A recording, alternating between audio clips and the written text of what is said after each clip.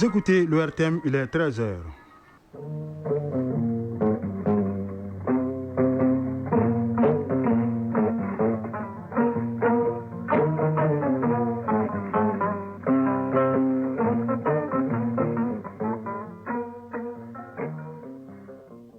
Le journal Siaka Konaté.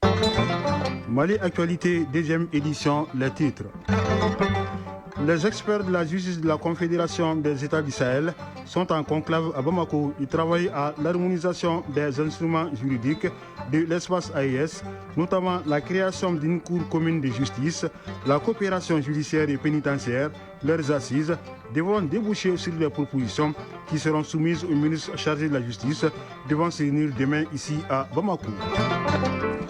Au Burkina Faso, le gouvernement instaure une immersion patriotique obligatoire pour les élèves admis aux examens scolaires en vue de leur inculquer des valeurs civiques, patriotiques et des réflexes d'autodéfense.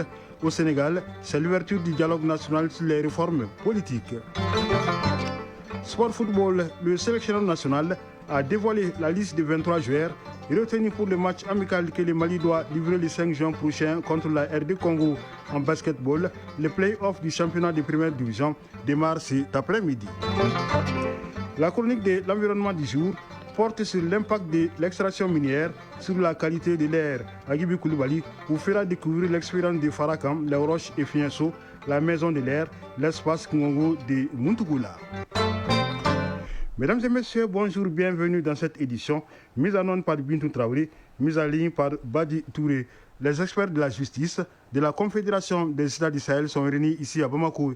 Ils préparent la réunion des ministres chargés de la justice du Mali, du Niger et du Burkina Faso. Ces experts mènent sur la réflexion sur 5 thématiques en vue de renforcer et d'harmoniser les instruments juridiques pour une coopération judiciaire plus efficace à l'interne et à l'externe. Boubacar Bablin Touré pour plus de précisions. Les pays de l'espace confédéral, en plus d'être liés par l'histoire et la géographie, ils font également face aux mêmes défis.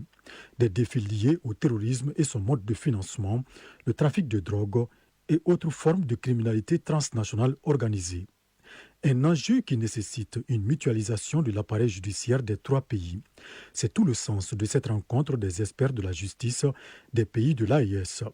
Une rencontre qui se tient en prélude à la grande réunion des ministres de la Justice de l'espace prévue le 29 mai prochain.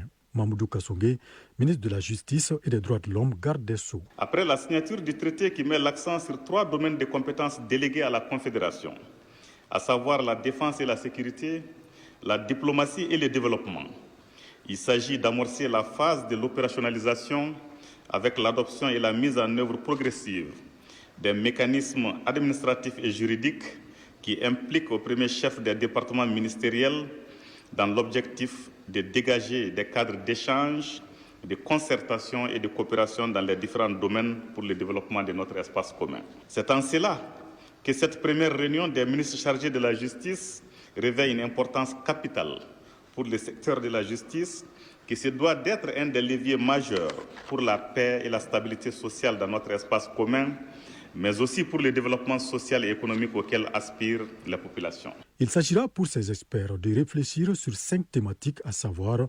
l'uniformisation du droit de la Confédération AES, les modalités de création d'une cour commune de justice spécialisée dans les affaires de droit, de terrorisme, d'arbitrage et de médiation, les statuts et textes régissant les acteurs de la justice, la coopération judiciaire et pénitentiaire, l'étude des systèmes judiciaires et pénitentiaires des États de la Confédération de l'AES. Mamoudou Kassongué, ministre de la Justice et des Droits de l'Homme, garde des Sceaux. Abordant les thématiques qui feront l'objet de nos échanges, je dirais que l'uniformisation du droit et les modalités de la création d'institutions judiciaires communes sont au cœur des réalités que vivent nos populations et les acteurs économiques qui aspirent à la paix et à la stabilité sociale à travers des mécanismes juridiques et judiciaires garantissant la lutte contre l'impunité, mais aussi la sécurité juridique et judiciaire indispensable au développement des activités économiques. Cette réunion, qui est une première, va regrouper ici à Bamako les ministres en charge de la justice du Mali,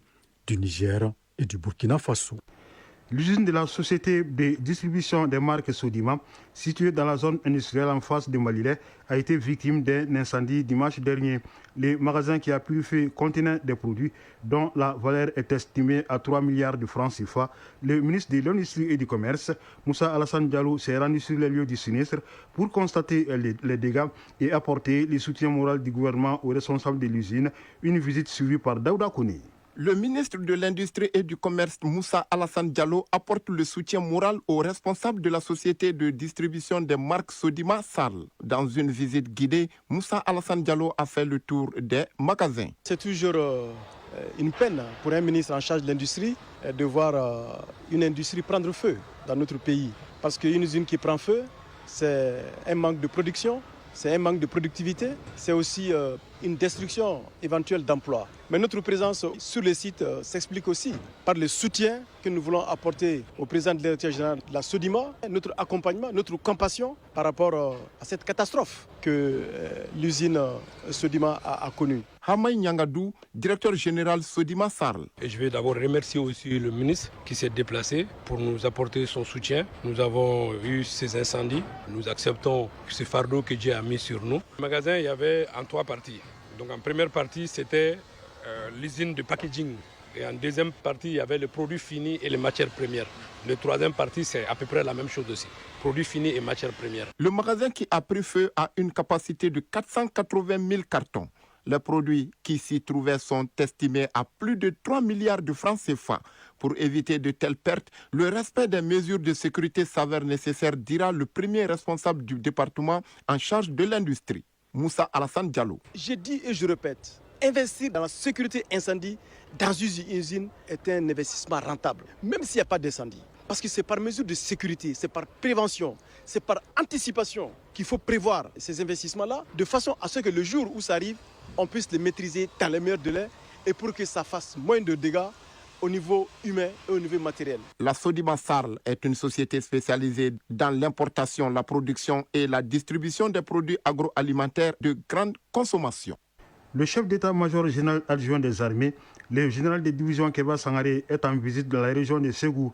Il s'est rendu successivement au poste de sécurité de Sarakala et de Pombleni, une occasion pour lui d'exprimer la ferme volonté des plus hautes autorités militaires de mener une lutte implacable contre les terroristes sur l'ensemble du territoire national. Les reportages de la DIRPA avec la voix de Honoré Tchenou. Cette première étape de la visite du chef d'état-major général adjoint des armées a commencé par le poste de sécurité de Sarakala. Ce poste stratégique a fait l'objet de plusieurs attaques terroristes ces derniers temps. Adjudant-chef Drissa Sissoko, chef de poste de Sarakala. On a été très content de sa visite parce qu'il a apporté beaucoup de choses à cette position. Il nous a signalé beaucoup de choses et il nous a conseillé. On le remercie beaucoup. Après ce passage à niveau au poste de Markala, le chef d'état-major s'est ensuite rendu au poste de Pombleni à l'entrée de la ville de Markala. Les éléments de ce poste avaient vigoureusement riposté à une attaque terroriste en début du mois de mai. Adjudant-chef Siaka Diara, chef de poste de Pombleni. Si les chefs se déplacent pour venir à nous demander nos inquiétudes, cela peut nous réjouir davantage. Nous saurons désormais que nous avons des chefs qui nous assistent, qui nous accompagnent. La dernière étape de cette première journée de visite du chef d'état-major général adjoint des armées a été le centre d'instruction de Markala. Après s'être entretenu avec l'encadrement, le général Sangaré a donc invité les FAMA à demeurer constamment engagés et déterminés dans la lutte contre les forces du mal. Général Keba Sangaré, chef d'état-major général adjoint des armées. Sur instruction du chef d'état-major général des armées, c'est de venir voir comment réarticuler nos dispositifs suivant le mode d'action de l'ennemi. C'est encore une fois dire à nos troupes engagées en opération que le génie est un concept à ne pas négliger. Pas un pas sans le génie. En d'autres termes, le trou individuel du combattant, c'est la survie du combattant en brousse. Les instructions ont été données pour faire face à ces attaques des drones kamikazes qui ne doivent pas nous faire perdre le nord. Avant, on recevait des obus. Les trous individuels nous ont permis de résister. Les obus viennent, on ne les voit pas. Les drones tactiques que l'ennemi nous avons de temps en temps ne doivent pas nous effrayer. Il s'agit juste de se donner la peine de bien voir. Et les instructions ont été données, le mode d'action quand même de l'ennemi a été compris, analysé et nous sommes convaincus de cela. Nous allons y faire face. Des directives que les autorités militaires de Ségou entendent faire respecter à la lettre. Colonel Moussa Angouiba, commandant de zone de Ségou. Ce qui se passe dans ces derniers temps, nous allons nous habituer. C'est ça, les militaires, c'est l'adaptation. Donc il n'y a rien à dire que les gens n'ont qu'à accrocher, se tenir les positions et s'organiser pour se battre. Le chef d'état-major général adjoint des armées avait eu droit à la présentation de la situation sécuritaire de la région. À l'étranger, au Burkina Faso, les forces de sécurité ont saisi le mois dernier 900 motos et 164 tricycles d'une valeur estimée à plus d'1 milliard de francs CFA sur la route nationale M allant à Korogo en Côte d'Ivoire. Selon les ministres de la Sécurité, ces engins qui étaient destinés aux terroristes seront remis au VDP, volontaires pour la défense de la patrie. Désormais, toute personne impliquée dans le financement du terrorisme sera réprimée. Le Burkina Faso, c'est aussi l'instauration de l'immersion patriotique obligatoire pour les élèves admis aux examens scolaires. C'est là pour leur inculquer des valeurs civiques et patriotiques, ainsi que des réflexes d'autodéfense à travers une formation théorique et sportive. La phase pilote concernera tous les élèves admis au baccalauréat cette année. Démarrage aujourd'hui au Sénégal du dialogue national sur les réformes politiques. 3 réformes majeures sont au cœur de ces assises. Il s'agit de la réforme du système politique, notamment le financement public des partis politiques, le statut de l'opposition et de son chef. Le deuxième axe porte sur le processus électoral avec en ligne de mire la révision du système de parrainage, la mise en œuvre du bulletin unique et du vote électronique. Le troisième axe concerne les réformes institutionnelles, parmi lesquelles figure la transformation du Conseil constitutionnel en Cour constitutionnelle, la redéfinition du rôle des cours et tribunaux dans le processus électoral, la transformation du Conseil constitutionnel en Cour constitutionnelle, la redéfinition du rôle des cours et tribunaux donc dans le processus électoral. Le président tchadien a effectué hier une visite d'État en Guinée-Bissau. Mohamed Idriss Déby Itno a reçu des mains de son homologue bissau-guinéen, Oumarou Sissoko Ambalo, la médaille Amical Cabral, la plus haute distinction du pays. Auparavant, il avait déposé une gerbe de fleurs au mausolée du héros de lutte pour l'indépendance et père fondateur de ce pays, Amilcar Cabral. Des accords et mémorandums ont également été signés entre les deux pays. 28 mai 1975, 28 mai 2025, la Communauté économique des États de l'Afrique de l'Ouest CEDEAO célèbre aujourd'hui son 50e anniversaire. La cérémonie officielle, organisée à Abuja au Nigeria, siège de la commission de la CEDEAO depuis 1996, est placée sous le thème « Une CEDEAO des peuples, 50 ans d'intégration, 50 ans d'espoir ». Les chefs d'État présents vont rendre un hommage aux pères fondateurs, dont le défunt général Moussa Traoré du Mali, et renouveler leur engagement en faveur de la vision d'une Afrique de l'Ouest intégrée, pacifique et prospère. Cet anniversaire intervient après les retraits du Burkina Faso, du Mali et du Niger, qui ont créé la Confédération des États du Sahel, AES. Les 60e assemblées annuelles du Conseil des gouverneurs de la Banque africaine de développement BAD se poursuivent à Abidjan autour du thème « Tirer les meilleures parties du capital de l'Afrique pour favoriser son développement ». Les participants estiment que l'Afrique doit compter sur ses propres forces pour son développement et sa croissance, au moment où l'aide publique au développement à destination du continent pourrait chuter de 7% en 2025. Elle a déjà connu une baisse de 3% en 2023, car estimée à 35 milliards 900 millions de dollars. Le président sortant de la BAD a dressé le bilan des 10 ans qu'il a passé à la tête de l'institution. Nous avons accéléré le développement de l'Afrique. 565 millions de personnes ont vu leur vie impactée en Afrique. Pendant ma gouvernance, nous avons apporté 102 milliards de dollars en appui à l'Afrique, a précisé le Nigérian Akubi Adesina. Ces assemblées doivent élire les nouveaux présidents de la BAD parmi 5 candidats, dont ceux de la Mauritanie et du Sénégal, qui sont venus solliciter le soutien du Mali à leur candidature. Au Soudan, le choléra fait des ravages. Il a déjà fait 172 morts en une semaine. Le Centre fédéral des opérations d'urgence au Soudan a recensé 10 929 cas pendant la même période. Le président ukrainien Volodymyr Zelensky propose une rencontre trilatérale avec ses homologues russes Vladimir Poutine et américain Donald Trump pour trouver une issue au conflit dans son pays. Proposition faite à la faveur d'une conférence de presse tenue hier. Le dirigeant ukrainien a appelé les États-Unis à prendre des sanctions bancaires contre Moscou.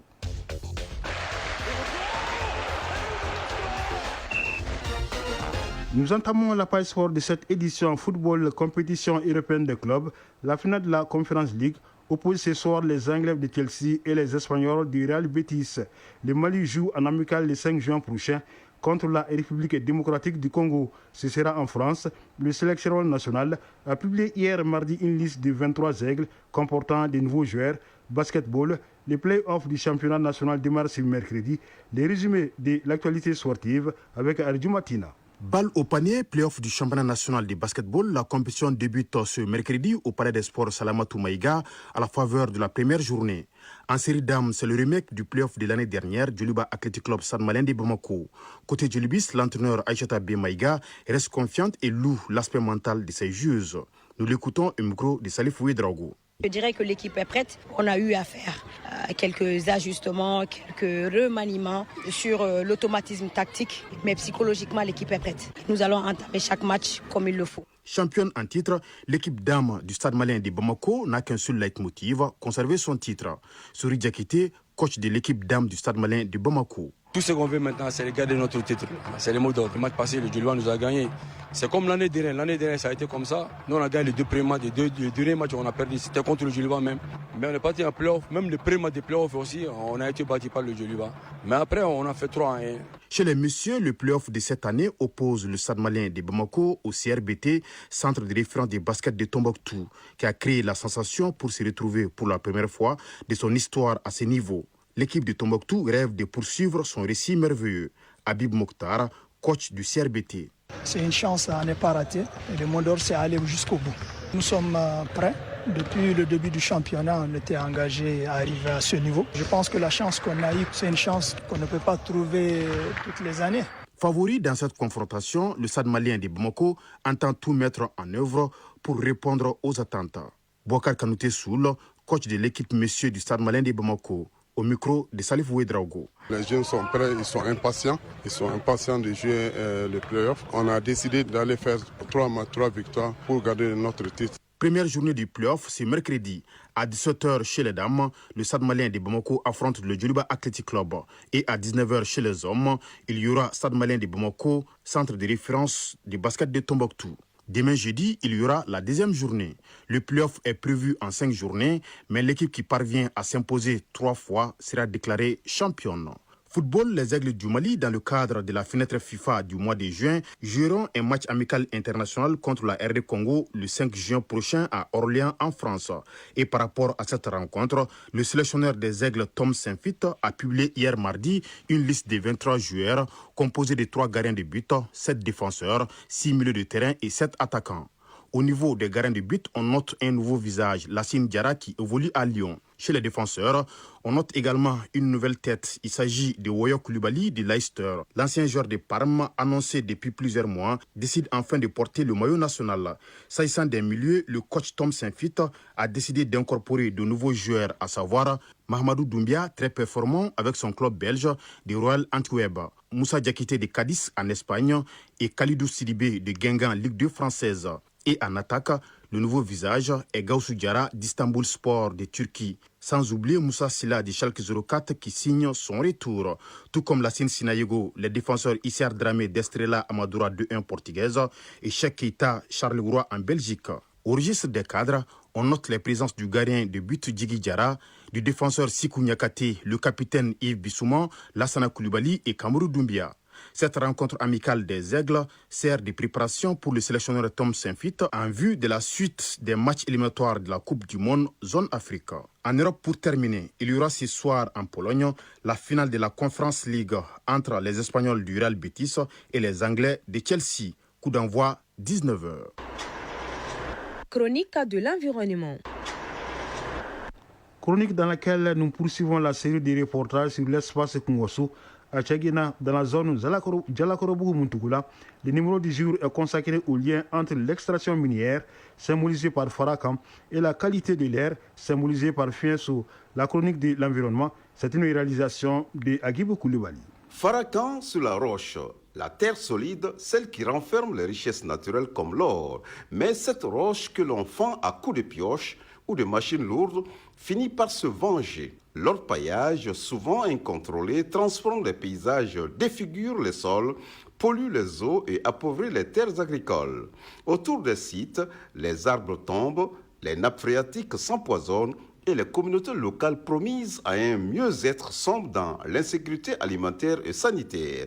Abdul Karim Samake Dibadi, initiateur de Kungoso. Farakan, qui se traduit littéralement par roche, est dessus. Donc nous sommes assis sur des roches. Avec ce simple signe, nous sommes en train d'aborder toute la problématique des ressources naturelles exploitées du Mali d'aujourd'hui et d'antan, du passé, en rapport avec le sol et le sous-sol malien.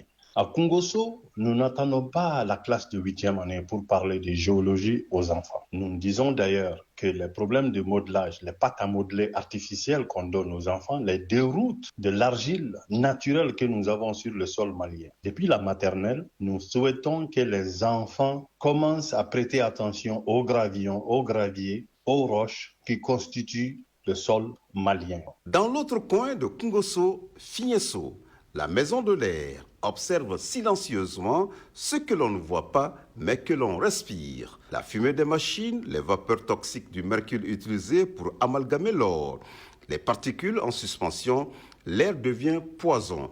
À force de négliger Figneso, les villages s'asphyxient, maladies respiratoires en hausse, baisse de rendement agricole et climat local perturbé. Abdul Karim Samake Dibadi, initiateur de Kungoso. Figneso est composé de deux mots. Fien qui veut dire le vent, l'air, et so qui veut dire un domicile chez soi. Est-ce qu'on est en train d'aller sur la compréhension qu'il y aurait un chez soi pour l'air et le vent? À Kungoso, nous disons oui. Nous disons oui parce que il y a différentes formules qui sont utilisées pour créer le vent, qui est l'air en mouvement. L'air a des composés chimiques. Nous savons très bien que cette problématique est abordée à l'école, mais les gens ne sont pas en train de lier carrément ce qu'on étudie en chimie ou en physique avec ce que nous vivons du jour au jour. Cet air que nous respirons, sans lequel on ne peut pas vivre pendant un certain temps, mais ce qui est encore plus grave, c'est que l'air peut être pollué. Et c'est là où Figneso devient alors un élément d'instruction et d'éveil de sens, d'éveil de la conscience environnementale pour les visiteurs de Kungoso. Cette air que nous respirons, nous devons l'entretenir, la maintenir. Si nous nous hasardons à brûler les pneus pour dégager le gaz carbonique dans l'air, nous sommes en train de le polluer. Et aujourd'hui, avec l'orpaillage au Mali, il y a un effet direct sur la qualité de l'air des communautés avoisinantes au point d'orpaillage. En ce sens que les orpailleurs utilisent du mercure qui s'évapore dans l'air et l'empoisonne. Donc nous sommes en train de parler de Figneso à Kungoso pour dire aux gens, mais nous pouvons aussi créer cette mentalité à l'africaine. Donc c'est comme ça que nous abordons la question de la problématique des fiens, du vent et de l'air à Kungoso. Dans l'espace Kungoso, Farakan et Figneso nous rappellent que la richesse du sol ne vaut rien si elle empoisonne le souffle de vie. Préserver la roche, c'est aussi protéger l'air. Et dans cette double vigilance se trouve peut-être le véritable or de nos générations futures. C'est la fin de cette édition présentée par Chara Konaté avec la réalisation Bourama Traoré à la mise en onde Bintou Traoré, la mise en ligne étant assurée par Badi Touré. Une édition à retrouver sur nos plateformes digitales. Restez à l'écoute pour pouvoir suivre les avis et communiquer. Merci d'avoir suivi cette édition et bonne écoute radiophonique.